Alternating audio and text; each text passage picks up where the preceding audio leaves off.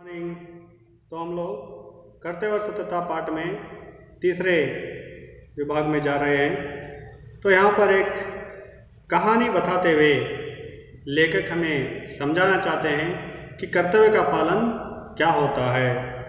एक समय अंग्रेज़ों का जहाज़ था, जिस जहाज़ में बूढ़े लोग, बच्चे, औरतें और जवान लोग, सभी तरह के लोग शामिल थे। वो जहाज़ एक प्रदेश से दूसरे प्रदेश को जा रहा था। जब समंदर के बीच में वो जाता है तो उस समय उसमें एक छेद हो जाता है, बीचों बीच एक छेद हो जाता है। छेद होने के बाद बहुत से लोग मिलकर उसे छेद को मूंछने की कोशिश करते हैं, पानी अंदर आने से रोकने की कोशिश करते हैं, लेकिन उस पानी को वो रोक नहीं पाते। निरंतर पानी ऊपर उनके जहाज़ के अंदर आना शुरू हो जाता है। उस समय अंग्रेज़ जहाज़ के वो लोग सोचते हैं कि भाई क्या किया जाए, हमारा कर्तव्य अब क्या बनता है। वे सोचकर एक निर्णय लेते हैं, अपना कर्तव्य है कि वह हम तो जवान हैं, इसीलिए सबसे पहले जो बुज़ुर्ग लोग हैं और सबसे पहले जो बच्चे लोग हैं और जो औरतें हैं जो कमज़ोर हैं, तो उनको हम लोग पहले कमज़ोरों को पहले इस पानी से बचाएंगे। क्योंकि जहाज़ में तुरंत व्यवस्था के लिए अक्सर क्या होता है, दो चार ऐसे छोटे छोटे डोनियाँ रखी जाती है या कुछ साधन ऐसे रखते हैं जो बचाव के साधन उसमें रखे जाते हैं। वे क्या करते हैं, उन सभी छोटे छोटे साधनों को बाहर निकालकर पहले बूढ़े, बच्चे और औरतों को क्या करते हैं, बाहर मतलब उन्हें बचाने की कोशिश करते हैं और उनको बचा लेते हैं। अब जब पानी बढ़ते बढ़ते जाता है, जहाज डूब रहा है, तो बाकी वाले तो बच्चे भी बच गए हैं, औरतें भी बच गए हैं और कमज़ोर लोग भी बच गए हैं। तो अब ये लोग जो ताकतवर लोग थे, वे सोचते हैं कि भाई अब तो हमें भगवान ही बचा सकता है, उसके सिवा कुछ भी नहीं हो सकता, क्योंकि हमारे पास बचने के लिए साधन नहीं है। बोलकर क्या करते हैं, वे अपने प्राणों को उसी समंदर में, उसी जहाज में डाल देते हैं। तो उन्होंने ऐसा करके अपने कर्तव्य का पालन किया था, क्योंकि बच्चों को बचाया था, औरतों को बचाया था और बुजुर्ग लोगों को बचाया था। ये जब बात पूरी दुनिया में जब फैलती है तो पूरी दुनिया के लोग वाह वाह कहते हैं और बहुत उनकी तारीफ करना शुरू करते हैं। हाँ भाई, लोग हो तो ऐसे हो, देखो लोगों ने अपने जानों को खतरे में डालकर जैसे बूढ़ों को, बच्चों को और जैसे औरतों को बचाया है बोलकर तारीफ करते हैं। तो इस तरह से वे अपने कर्तव्य का पालन पूरा कर लेते हैं।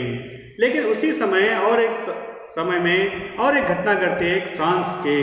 तो फ्रांस का जहाज भी इसी तरह से समंदर में जा रहा था, तो उसमें भी क्या हो जाता है, एक छेद हो जाता है, पानी अंदर आना शुरू हो जाता है। वे लोग भी बहुत कोशिश करते हैं कि पानी को रोका जाए, लेकिन वो पानी को भी रोक नहीं सकते। अब यहाँ पर भी क्या है, बूढ़े हैं, औरतें हैं और बच्चे हैं और जवान लोग भी हैं।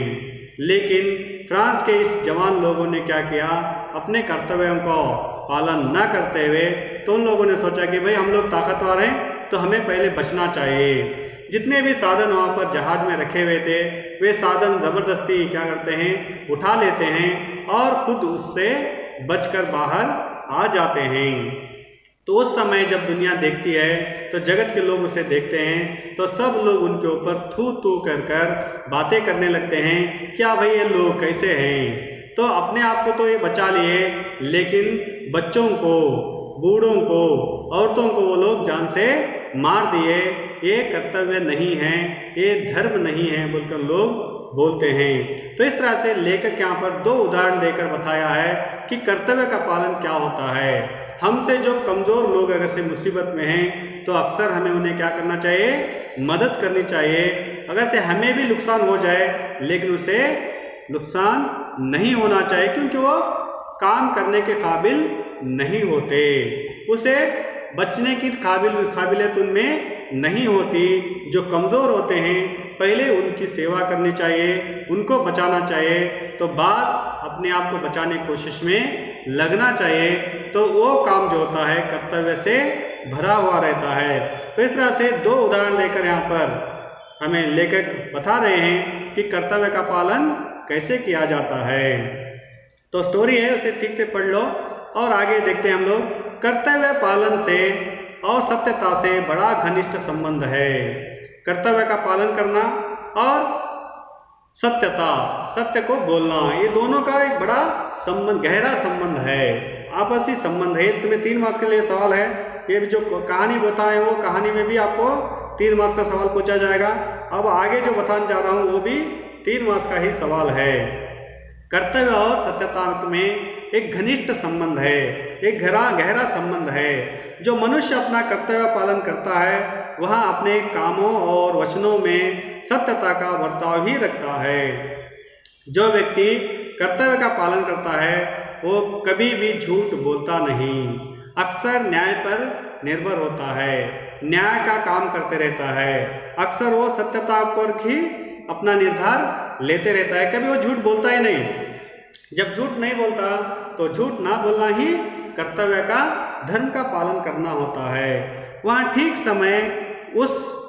ठीक समय पर उचित रीति से अच्छे कामों को करता है। ठीक समय में जब काम करना है उसी समय उस काम को वो अंजाम देता है।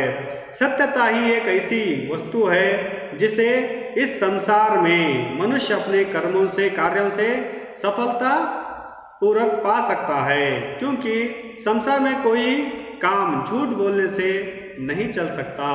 सत्यता ही एक ऐसी चीज है, सत्य को बोलकर इंसान अपना पूरा काम आसानी से कर सकता है, लेकिन झूठ बोलने से कुछ काम होने वाला नहीं है। यदि किसी घर के सब लोग झूठ बोलने लगे तो उस घर में कोई काम ना हो सकेगा और सब लोग बड़ा दुख भोगेंगे।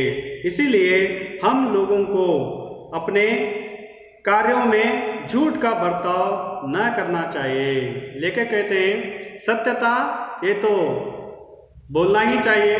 सत्य व्यक्ति, सही व्यक्ति, अच्छा व्यक्ति, महान व्यक्ति अक्सर सत्य का पालन करते ही रहता है। वे कभी झूठ बोलता नहीं, क्योंकि जो करता है उसे ठीक ठीक से वो बोल देता है। लेकिन झूठ बोलने से संसार में कुछ काम होता नहीं है।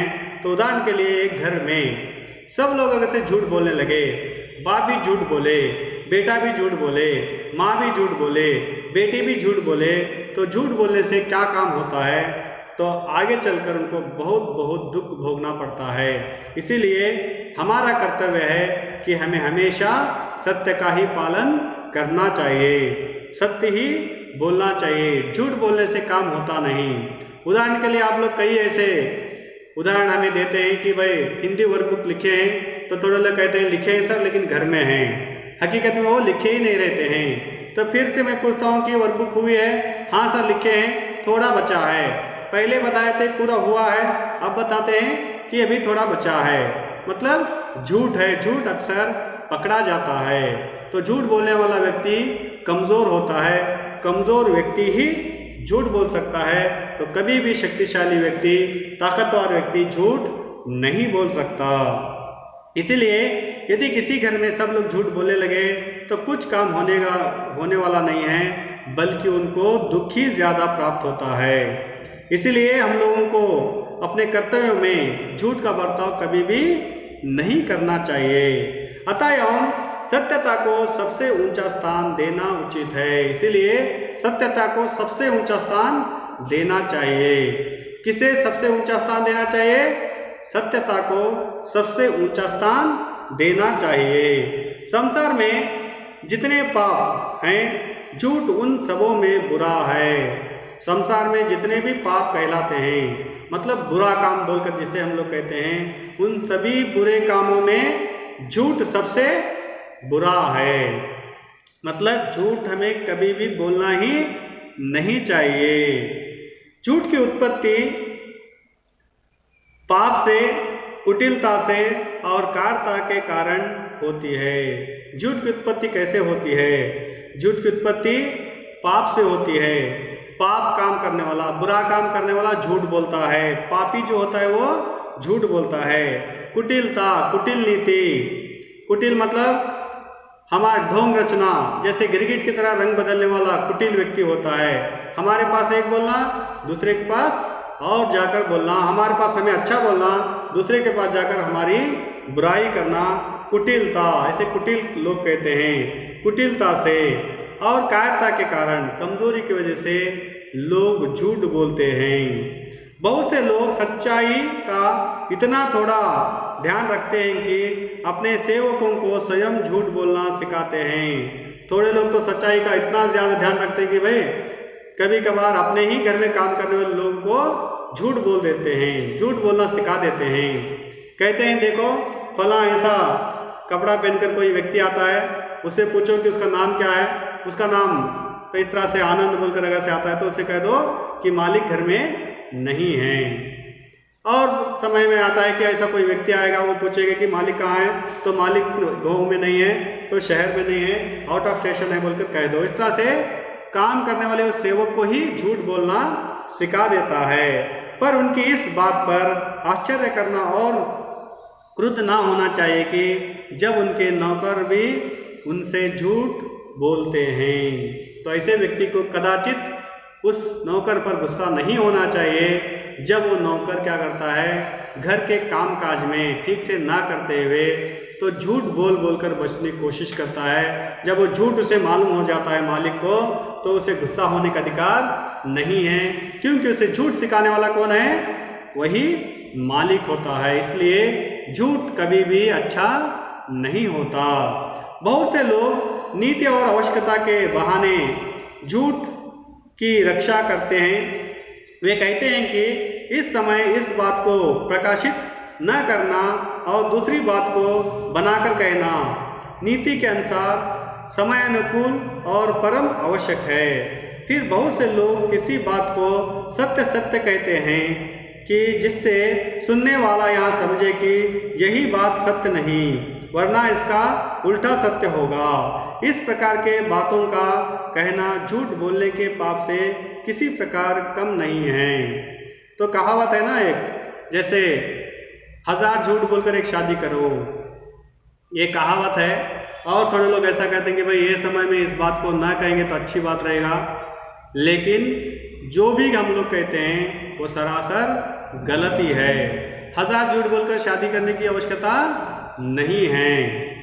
1000 झूठ बोलकर तो शादी तो कर देते हैं, लेकिन शादी के बाद जब वो झूठ का पर्दाफाश होता है उस समय तो उस लड़की की जिंदगी जो है तो नरक बन जाती है, क्योंकि केवल झूठ के वजह से। अगर से सच बोलकर सामने वाले को मना कर अगर से शादी करते हैं तो उसमें समस्या नहीं रहती, तो उनका संसार सुखी संसार बन जाता है। बहुत से ऐसे लोग होते हैं जो बार बार सत्य सत्य सत्य, मैं सच बोल रहा हूँ, मैं सच बोल रहा हूँ, सच बोल रहा हूँ, इस तरह से बात करते हैं, लेकिन वो उतना बार बार सत्य बोल रहे हैं तो समझ लो वो सत्य नहीं है बल्कि वो झूठ है। और कई ऐसे लोग होते हैं जो हमेशा सत्य बोलकर तो सत्य सत्य कहकर वो झूठी बोलते हैं, तो ये भी क्या है, सरासर गलत है। कभी भी ऐसा जिंदगी में झूठ का इस्तेमाल नहीं करना चाहिए। तो पहले ही बताए हैं झूठ की उत्पत्ति अक्सर कैसे होती है, पाप से होती है, कुटिलता से होती है और कायरता से होती है। जो पापी हैं, जो कुटिल हैं, जो कायर हैं, यही लोग झूठ बोलते हैं। इसलिए हम सबको कभी भी झूठ नहीं बोलना चाहिए। जो बात है वो सीधे स्ट्रेट फॉरवर्ड, जिसे हम लोग कहते हैं स्ट्रेट फॉरवर्ड, मतलब जैसा है वैसे ही बोलना, यही व्यक्ति को आगे ऊंचाई तक ले जाता है।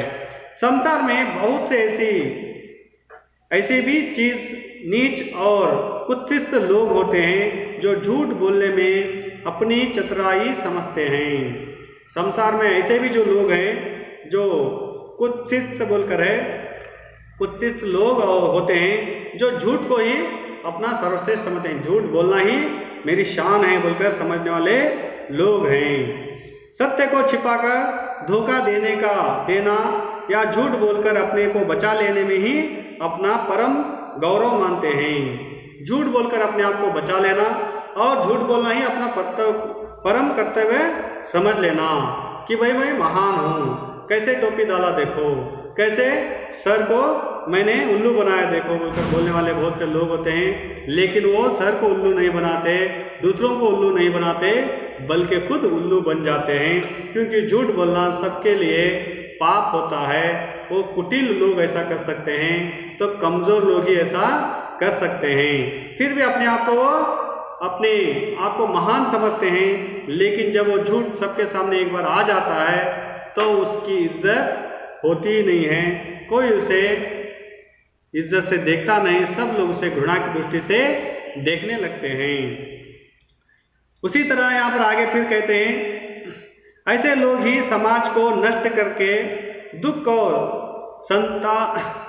संताप के फैलाने के मुख्य कारण होते हैं। इस प्रकार झूठ बोलना स्पष्ट ना बोलने से अधिक निंदनीय और कुत्सित कर्म है, बहुत बुरा काम है। इस तरह से ऐसे लोग जो होते हैं, दो तरफा लोग जो इसे कहते हैं, जो अपने आप को महान समझते हुए झूठ का इस्तेमाल करते हुए, तो झूठ को ही सर्वश्रेष्ठ मानकर बोलने वाले लोग, ये समाज के लिए भी घातक लोग होते हैं और इंसानियत के लिए भी बहुत घातक लोग होते हैं। ऐसे लोगों से समाज में अशांति फैल जाती है।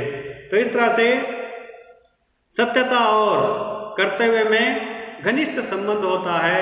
तो जो व्यक्ति कर्तव्य का पालन करता है वो सत्यता को महान समझता है, सत्यता को सबसे ऊंचे स्थान पर रखता है और वो अक्सर निडर होकर जीवन में आगे बढ़ते रहता है। और बहुत से लोग ऐसे होते हैं जो झूठ का इस्तेमाल करते हैं, तो थोड़ा बोलने से कुछ नहीं होगा, इस समय बोलने से कुछ नहीं होगा बोलकर झूठ का इस्तेमाल करते हैं, लेकिन यही लोग संसार के लिए घातक होते हैं और यही लोग संसार के लिए बुरे होते हैं। तो इस तरह से तो झूठ की उत्पत्ति कैसे होती है, कब हुई और कैसे हुई बोलकर बताया गया है। और वहाँ पर कर्तव्य का पालन करने की कहानी भी आपको बता दी गई है। तो ये तीसरा अंक यहाँ पर समाप्त होता है और चौथा अंक सत्यता और झूठ में चौथा अंक है, उसे मैं कल समाप्त कर देता हूँ। कुछ डाउट्स है, कुछ भी समस्या होती है तो आप लोग मुझे जैसे व्हाट्सएप में मैसेज करके बता सकते हैं, तो मैं आपको फिर से एक बार उसके जो सवाल जवाब है उसे मैं एक बार क्लियर कर देता हूँ। ओके, धन्यवाद।